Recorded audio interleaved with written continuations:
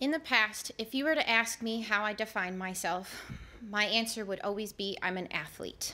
I am a Division I student athlete. I was an Olympic trials qualifier and I was going to go to the Olympics. And I was going to be an NCAA champion. I quite clearly remember the feeling of the cold water as I swam back in high school, looking up at my past teammates, wearing their collegiate gear, carrying that Gatorade water bottle that I always wanted. I knew that that was going to be me. But flash forward to my freshman year. Instead of that cold water that I felt the cold concrete dorm room floor beneath my head aching, back hurting, and to my side is that Gatorade water bottle I always wanted, knocked over on the floor. A few weeks after this, the doctors looked at me and said, "Enna, you broke your back falling out of your dorm bed." Never in a million years did I think that something so small, like falling out of a dorm bed, would lead to what was to come. I walk into the training room, into my trainer's office, passing all the rehab tables that became my best friend. I sit down in the chair closest to the door in fear of what he was about to tell me. He closes the door behind me, and all that was separating me from reality was a small pane of glass. It had been 8 months since I ever touched water again. He looked me in the eye and said, "Enna, I have to do this 8 times a year on average, and it's the worst part of my job."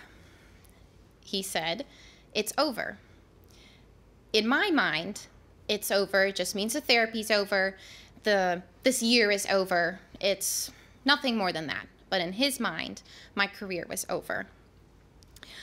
He, though, kept trying to tell me that life was going to pass by really, really fast, that it would happen in all of a blink of an eye, and not to forget.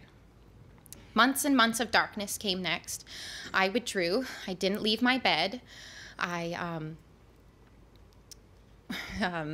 The depression came and the anxiety, incessant amount of anxiety of what was to come. I would do anything and obsess over everything in order to not feel what I thought I didn't need to feel.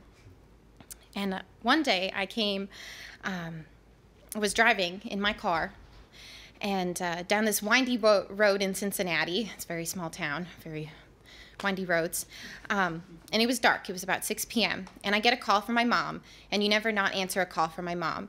So I pulled over, and my mom had said, "Enna, I just want to let you know that Grandma is dead." And to preface that, Grandma was the only person in my family that never offered any criticism. It was only support. She was the biggest part of my experience throughout my swimming. And what I could never understand was how many goodbyes was I going to have to say? What was another piece of my life that I was going to have to lose without or against my own will? So I sat in the car, crying and sobbing, holding onto that phone, not knowing what was to come next. But I look back on it now and think, things are as they are, and we only suffer because we imagine different. It took time in my grandma's passing to remind me that this moment was greater than myself. The fear of the unknown, the fear of the goodbyes, the fear of the things that I could not control were what motivated me now and put me in the place to serve others, to stand here in front of you all and make sure that no one ever felt the same way that I did again. It changed my life for the better, as sad as it was.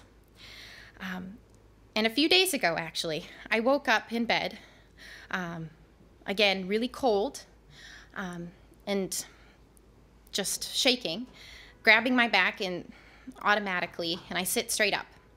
And I look at the sash that says student athlete on it, glistening in the darkness, and I lie back down in bed thinking, it's just a bad dream, not a big deal. I can handle this. So I roll over, looking at the comforter that my mom had just bought me for my big move to New York City. Again, looking at that sash, it's pretty monumental. And I think, wow, life really did just happen really fast, just in a blink of an eye.